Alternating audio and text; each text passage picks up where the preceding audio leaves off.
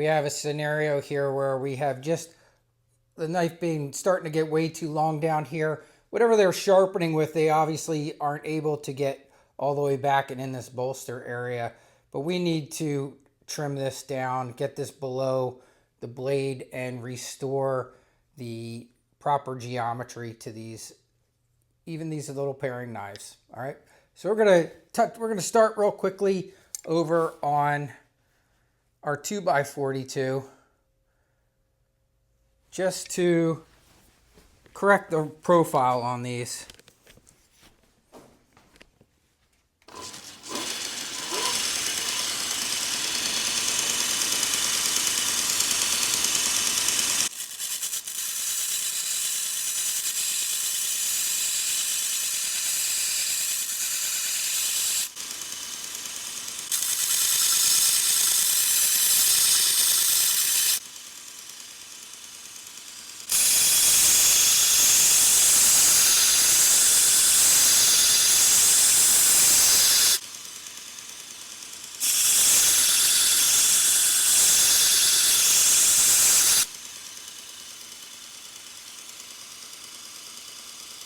Much better.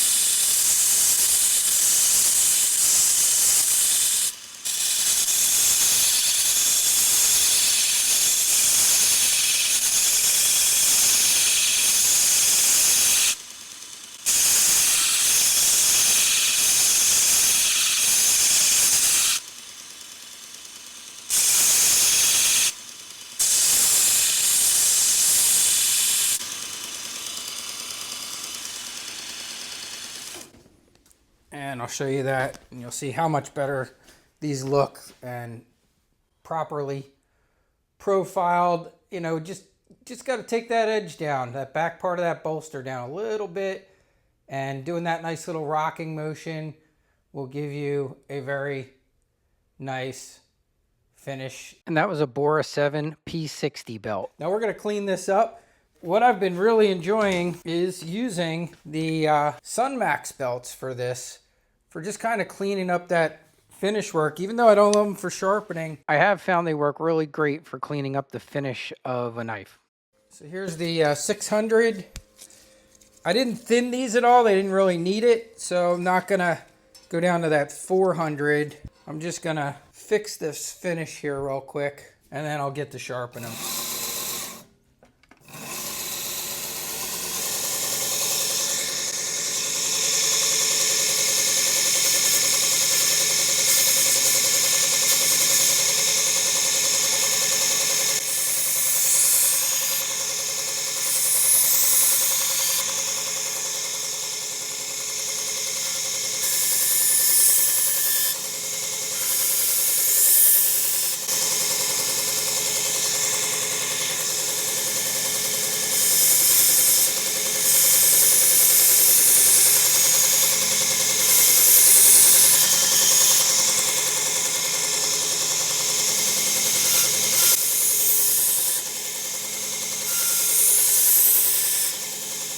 That looks good.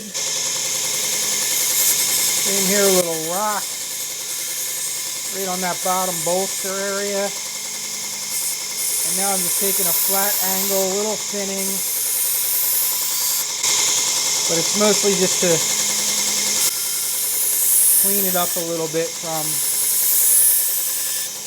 some rough sharpening that was done to this by the owner.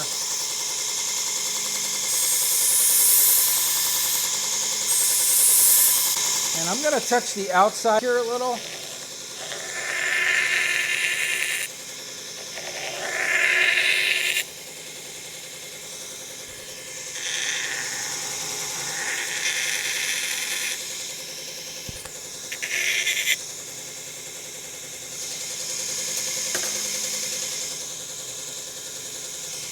And just a tiny bit on this one. Good enough.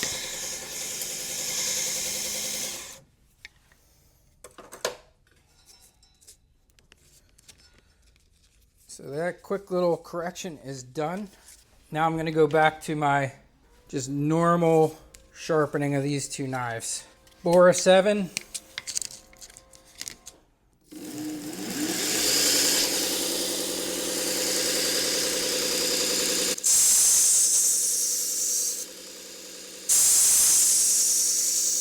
Now I'm just reprofiling, making sure it's properly thin. I raise the burr on the one side, making sure it's got a nice tip.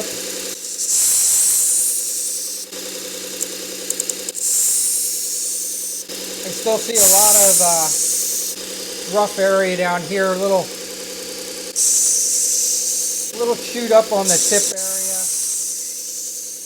So I'm just making sure I remove enough metal there.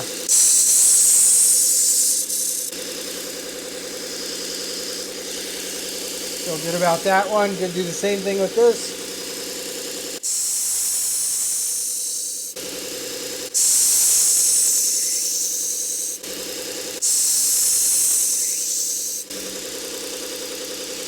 Still no burr.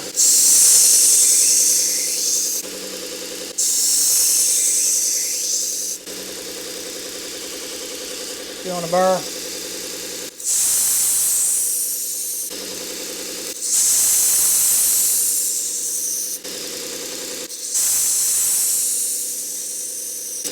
See how I'm restoring that little needle tip, that sharp point we want.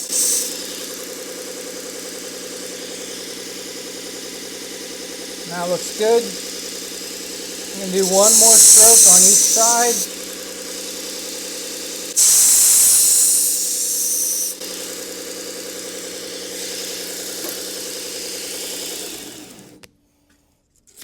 Good. This is one of those double thick Trizac 600 grits. They're pretty interesting. A little noisy, but they do hold up really well.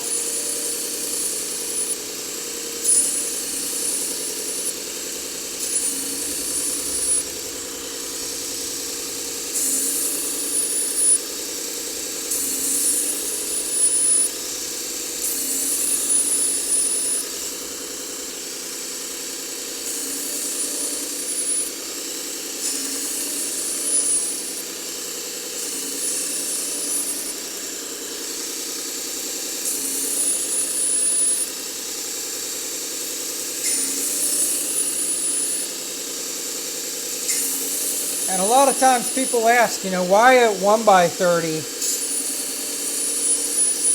And this is one of the reasons.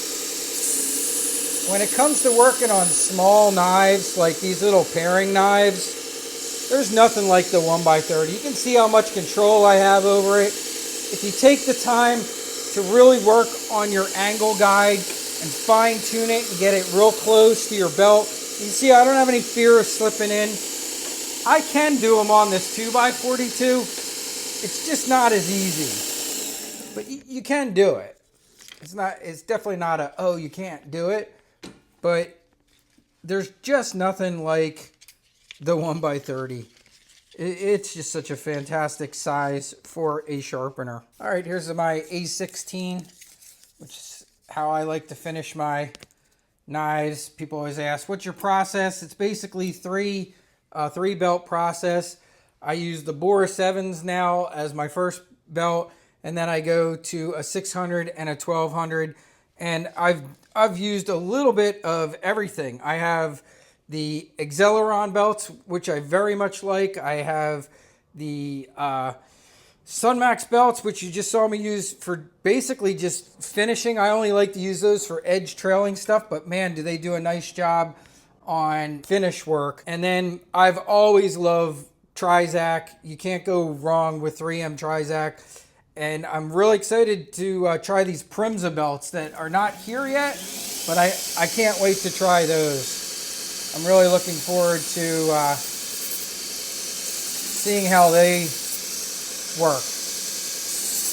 So it's always nice to have options. It really is. You never know when something's going to happen, or factory's going to shut down, or a strike's going to happen, or It could be anything, especially when we get stuff from different parts of the world, different abrasive makers. You know, I was doing this during COVID, and there was a period of time during COVID I was really lucky because I had a good year's supply worth of belts on hand. I was never stuck, not able to have abrasives. But I do know sharpeners that were begging for like, hey, can someone spare me a particular belt? Because they couldn't get them. So I think, you know, that's another thing. Once you have a decent amount of money, because I know in the very beginning when I first started too, I was kind of cheap on, I would order belts like, you know, every 2 months or so. But having saw what happened with COVID and everything, I stopped doing that. And as soon as I could, I started increasing my belt orders to a significant size. And now when I order belts now, it's usually a minimum of 12 at a time. So I try to make sure, you know, and sometimes it's even more. If it's belts I love, I'm buying them in bulk. I think one of the things that is super important, you know, be prepared for weird things to happen. One of our followers right now, he's up in Canada, and he asked me if I would ship something to him because the company here didn't use USPS. They only used UPS and FedEx, and they wouldn't ship to Canada at all. There's, you know, a lot of stuff going on there. So I'm helping this person out by, I took possession of a package and I'm going to reship it to them in Canada.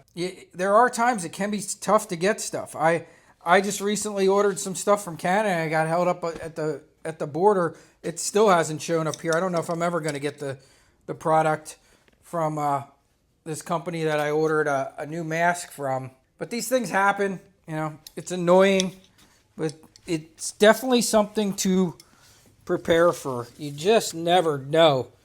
You know, if you know a particular item you're getting is coming from a certain area or not your home country that you really like, you might want to, you know, get more of it or make sure you have a backup. It's not a bad idea.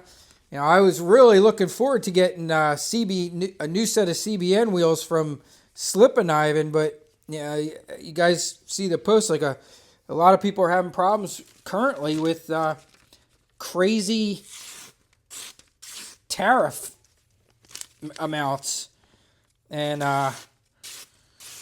you know, so I got to wait till that situation resolves to get some new CBN wheels. That's why I'm running my Diamond wheels right now. I want to kind of even everything out, and my Diamond wheels have plenty of life in them because I don't use them all the time.